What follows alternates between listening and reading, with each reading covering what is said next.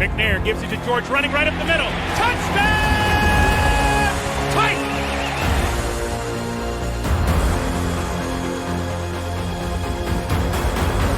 There are no flags on the field!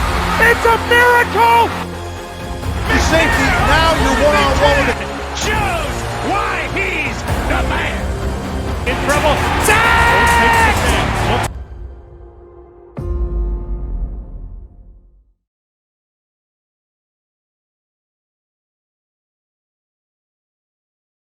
What's up, Titan Nation? Don't forget to subscribe if you haven't subscribed to the channel. Give it a like, and always, tighten up. Ladies and gentlemen, Titan Nation, welcome back. Today we're doing the Titans versus the Commanders post-game with my friend Mike. How you doing, Mike? Doing good. It's bye week, right? a little nervy last few weeks, but good. Yeah, like I said, we're in the bye week, so it's more relaxing. Sunday won't be as bad as we had in the couple weeks we had before, so it's gonna be nice. I get to actually watch stress-free football for the first time. You know. Exactly. Yeah, it'll be a nice weekend for once. Some red zone and just chill, not worrying about anything. Yeah, definitely. So, like I said, Titans win 21-17. Sneaked it out at the very end. David Long with the pick against Carson Wentz. We go to 3-2. Commanders go 1-4. We get the bye week. We play the Colts next.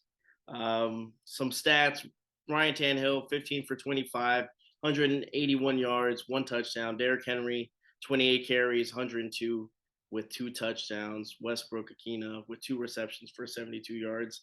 What do you think about Ryan Tannehill in this game? A lot of people have been kind of putting pressure on him, saying that he hasn't been playing good. To be honest with you, I think he hasn't played bad at all. The only game that he's probably played bad was maybe the Buffalo game. I mean, but that game was out of hand from the beginning. But, I mean, he's been playing mistake-free football, and for what he has as of right now with the wide receiver core, I don't think he's done bad. Yeah, I don't think he's been bad when you consider what he's got around him. Exactly. I mean, you've seen like most of the season, the receivers just, there's nothing really special there. I think Burks is the guy that you still have some hope for eventually turning into something. But of course, he was out this game, and so you're really, really seeing a limited group out there. And then the offensive line. Oof. I mean, Dennis Daly is absolute disaster at left tackle. Aaron Brewer's not a very good pass blocker either, even though I think he's good in the run game. So he at least has some redeeming qualities there. But it's bad. Like it's bad pass protection. It's bad receiving options. And Tannehill is protecting the football. Like you said, I think he only has 3 turnovers. And 2 of those were in the Bills game after the game was already out of hand. Yeah. And other one that he threw, frankly, was 100% Robert Woods' fault. Robert Woods just ran the wrong route against the Raiders. So it's been a pretty clean showing from Tannehill to me. Like I think he's fine. Like you look at his yards per attempt, you look at his completion rate, you look at any metric you want, he's largely performing pretty well. Right. So I think there's definitely been some moments that have frustrated me with him, that like in the Colts game, there was a couple throws that I thought he should have cut loose that he ended up checking down. But overall, like I'm nitpicking. Like I'm nitpicking with Ryan Tannehill right now. To me, him and Henry are the bright spots. Along with Ben Jones and Nate Davis on this offense. Everyone else is largely a question mark at best. Yeah, man. Like I said, he's been playing pretty consistent. I mean, he hasn't missed a game, so you have to give him that. I mean, if you think about it, imagine Ryan Tannehill being hurt or something. Like, imagine that team. That's oof. That'd be trouble. Yeah, that would be disgusting. And I like Malik, but he is not ready yet. Oh, yeah, I do too. Like I said, but you're right. He's not ready, and I don't think he should go anytime soon. I know a couple people wanted to see some packages with him included, and I thought about it, like, yeah, that sounds pretty good, but God forbid he gets hurt in one of those just to get a yard or two. Like, you know what?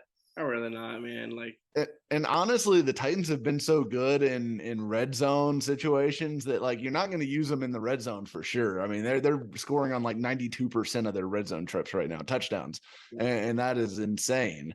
So it's they're not going to use them there. Maybe you could say you could use them in some of those 3rd and 1 situations, which yeah, I mean they've kind of struggled in some of those, and they've had to get a little creative on some of that short yardage stuff in the middle of the field, but.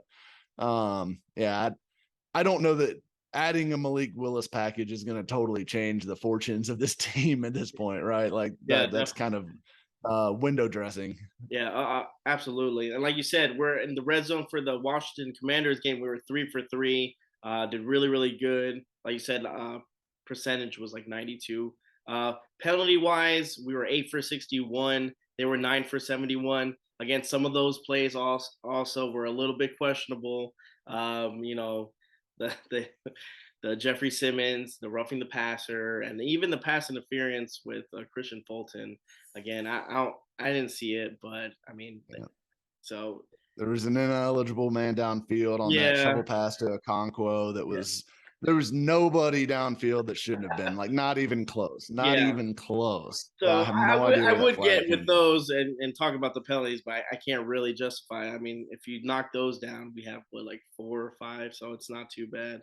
Turnovers, like I said, the interception at the very end. What did you see positive going? Let's talk about positive before negative for this Titans group. Again, one of my positives would be they scored on the second half, which we always tend to struggle. It seems like that's our new MO, but we did it. Yeah, they finally did break through in the second half there with a touchdown. And I kind of thought that was gonna start to happen. Like I just thought it was just gonna even out naturally, and like obviously they didn't score on the opening drive of the game and all that, which they had been. So I just think that kind of stuff is going to even out over the course of the season. I don't think there was anything magic about what was happening in the second half versus the first half or anything along those lines. So, yeah, it's just kind of one of those deals. But positive wise, I still think Henry looks fantastic. He's really appearing to round into form. He's breaking a lot of tackles. He seems to be reading his offensive line's blocks well, even though he's not always getting the cleanest looks from that group right now. But he's playing at a really high level. And then obviously the defensive line. The defensive line's been fantastic. The run defense has been fantastic. Washington had no hope of running the football. And when they got that ball down to the 2-yard line at the very end of the game with the game on the line, you knew 100% they were not going to run that football because they knew they could not get it in. Like that is such a weapon for the Titans defense that the other teams just give up running the ball because they know they can't do it. And that is a big deal because that forces you into predictable situations where the Titans can drop defensive linemen into coverage. You got Tart blocking people. Like that's wild. Yeah.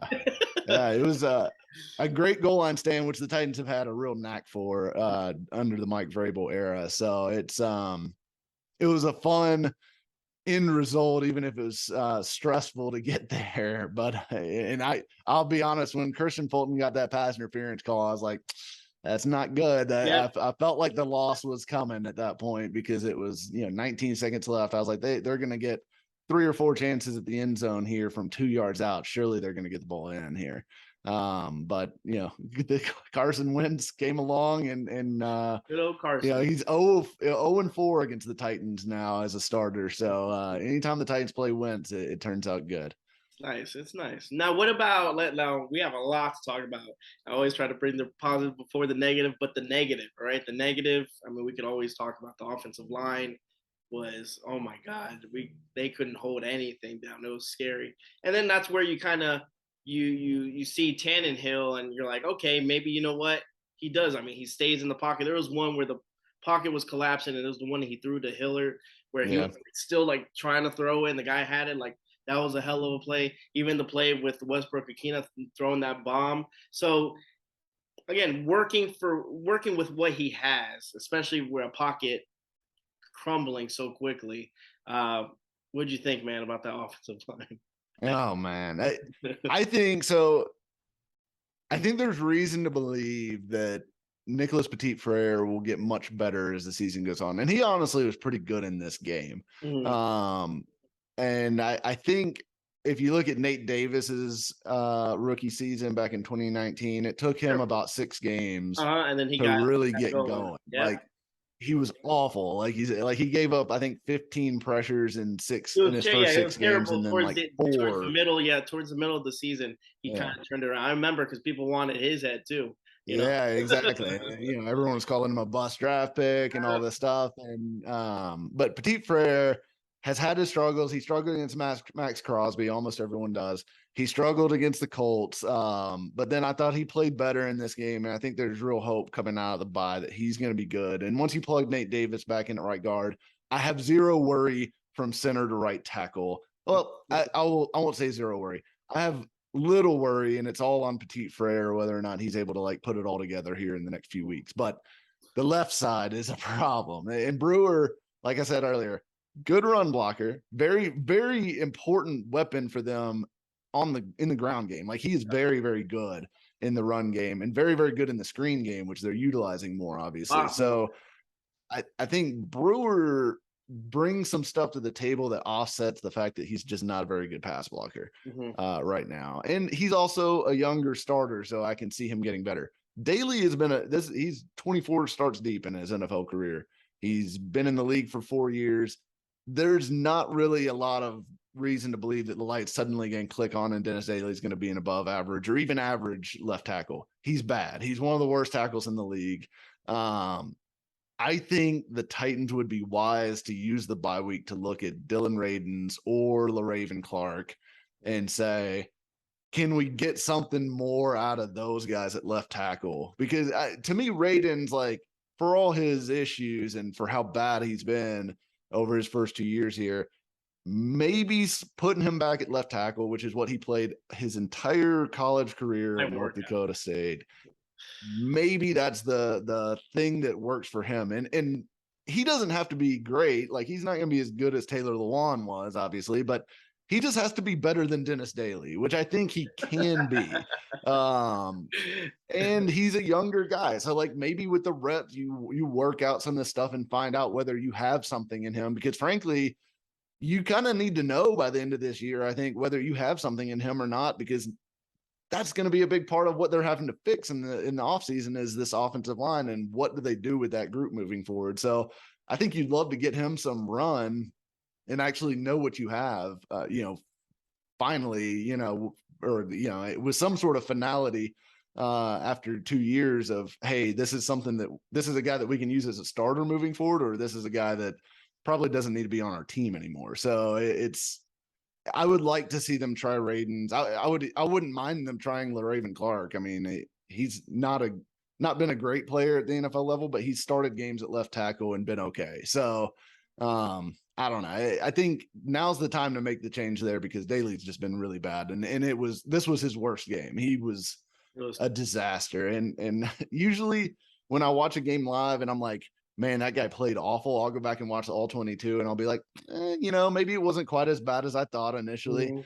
It was worse. It was worse than I thought watching it live. So Daly needs to go. He's got to go. Yeah. Now, do you think J-Rob and Mike Rabel will do any trade moves? I mean, like we talked about earlier, a lot of people were, name dropping players and stuff like that from other teams. What do you think? It's hard for me to see them making a trade for a tackle simply because the one guy that's out there is Andre Dillard from the Eagles. And there's reports that they might have moved him in the offseason, but they ultimately didn't. And now they're playing and their starting left tackle is injured. Dillard is coming back from an injury himself, and I don't think has been available yet this year. So, there's a lot of risk involved in trading for a guy that's coming off of an injury that you don't know anything about. Like, obviously, the Eagles would know a lot more about it, but they're not necessarily going to share medical information necessarily on him before a trade. So I wouldn't mind looking at that, but he's expensive from a salary cap standpoint and not under contract next year. So he's a pure rental. Wouldn't hate the idea of it, but because I think he's a better player than any of the tackle options they've got currently on the roster. But I don't think that that's probably going to happen. The DJ Moore stuff, I do buy a little bit just from the fact of he's under contract till 2025 or through 2025.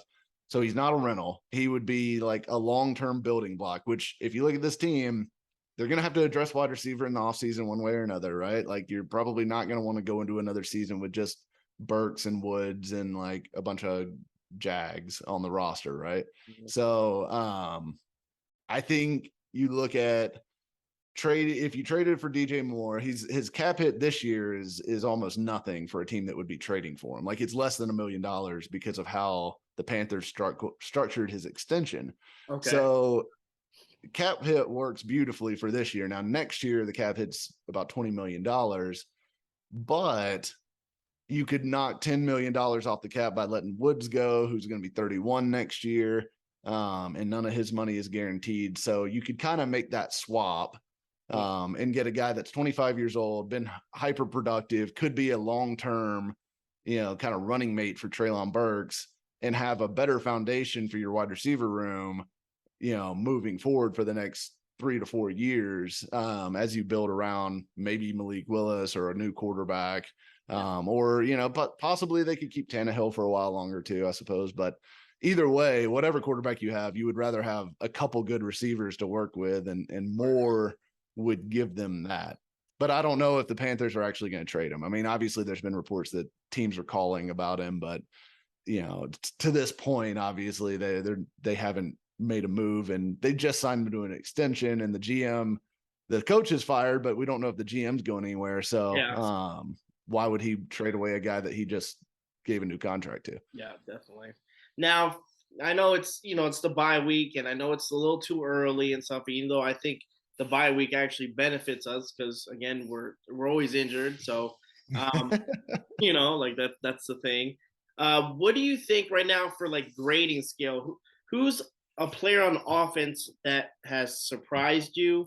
Who's a player on defense that surprised you? And then we'll do vice versa with like a negative. Like, who do you think hasn't shined on offense and defense? Let's go with offense first. What player has kind of taken a liking to and surprised you? So I guess the two guys that really, I guess, from the start of the season have surprised me the most are Nicholas Petit-Frere. I've been pleasantly surprised with him. I knew growing pains were coming and that all that, but you see some really impressive flashes from him. And when he was drafted, I 100% did not think he was going to be a starter year one. I figured it would be he'd be the backup swing tackle, and they'd kind of groom him to be, an option for them down the road at either right tackle or left tackle if they moved on from Luan. But he's been good. He's impressive to me because he's getting it quicker than I thought he would. And then the other guy I'll go with is the guy right next to him, Nate Davis. I think Nate Davis has been fantastic. Like I think he is Pro Bowl level guard right now through 5 games. And obviously he was dinged up, missed that Washington game. But they certainly will be expecting him back after the bye. And if he picks up where he left off, I think you could see him, getting Pro Bowl, All Pro consideration by the end of the year. He's been awesome for them as a run blocker, and he's really cleaned up his pass blocking. That was always his knock was he's not a great pass blocker. He's a really good run blocker, but not necessarily good as a pass protector. But that's been cleaned up. He's been fantastic in both areas. And that's a guy that's going to need a payday at the end of the year, and that price tag is going up right now. My pick for offensive player that kind of surprised me was, the punter, Stone. Oh yeah, man. I really, again, I'm a big Brett Kern believer and stuff, and I was like, man, I understand the move, but I don't like it. But you know what? I mean, he cleaned it up from the very first game in the Giants game, because that was one of the things that was my concern was his hang time, because he kept on like hitting. He was like these line drives that our team didn't get a chance to get to the punt returner, and they were getting yards. I was like, oh, that needs to be cleaned up. But ever since then, like, he's been pinning people. I mean, he hasn't had like that many touchbacks. I mean, he surprised me, to be honest, and I thought he was going to be one of those, again, those players that are going to have those growing pains and stuff. But I mean, hey, Stonehouse has come up, and I mean, he's been like, we already knew he had the leg. That wasn't my concern. My concern was his, positioning us like, and that, I mean, he's done good. He's done good. What about defense, man? Yeah, defense. I guess my biggest surprise, like positive surprise, maybe Dylan Cole, honestly, because Dylan Cole, I had low hopes when Zach Cunningham went down, and then they were facing the Colts and Jonathan Taylor in that running game and everything. And Dylan Cole came in and was fantastic in that game, and then he played really well against Washington too. I'm shocked that he's played as well as he has in relief of Zach Cunningham. Now, I don't think he's going to take Cunningham's job when Cunningham is healthy, but I think you could start to see him use a little bit more in this defense in certain roles. And he's been a positive surprise to me. And then the other guy I'll throw in there is just Tart. Yeah, Tart. That's my big man. Tart. He's so much fun. He is, and he seems like he's a good dude. He sounds like a good dude. He's just someone you want to root for. But like I said, he played good. He had flashes last year, but this year it looks like he's gotten comfortable under the defense and stuff. And I mean, he's been all over the field. And I mean, how can you not love that interception? Yeah, come on, man. That's like I wish you just would have taken it back and scored a touchdown. That's the ultimate thing. If I don't know if you ever watched The Replacements. Yeah. When you're like, oh, I love it when a fat guy scores a touchdown. He's like, why? He's like, because then you see the fat guy dance. I wanted to do like a sumo dance, like. But Tart's been awesome, man. We definitely need a tier Tart touchdown by the end of the year. I mean, yeah, Tart, and like the stories that they've been telling about him in the locker room, talking about all his past breakups and all this stuff is hilarious to me. So like, I'm all aboard the tier Tart train here. Yeah, I agree. I think he's good. Now, what do we have to look forward to the Colts now? The Colts I think they play the Jags, right? That's right. Yep. Yeah, they play the Jags. Obviously, we want the Colts to lose, or we want the Jags to lose, or a tie. Which one you want? Honestly, maybe a tie would be the best. Although, to be honest with you, I hate looking at ties in the standings. Like, I just hate it because it makes me like have to think. Yeah. And I'm like, this is annoying. But yeah, maybe a tie would be the best case scenario. Overtime for sure. Let's wear them out a little bit. But obviously whenever they do get back off the bye and have the Colts coming to town, that's a huge game, because whether the Colts win or lose, like if the Colts win, they're basically right there with us. Yep. Titans, after 6 weeks. And it would be a big opportunity to take essentially a 2-game lead over the Colts, grab the tiebreaker and all that stuff. Even though with that tie, it's way less likely that any tiebreakers are actually going to come into play with Indianapolis this year. Yeah. But it's still a big opportunity for them to, and if the Jaguars lost this week, you'd be extending the lead over the Jaguars and everything like that too. So it's a critical game in the AFC South, and yeah, it's one that you kind of feel like you're catching the Colts still at the right time. Like their offense is not figured out. They may get better as the year goes on, just because they do tend to get better as the year goes on, as the Titans do as well. And it still feels like maybe you're still catching the Colts before they get their footing and can really kind of put them down. Definitely.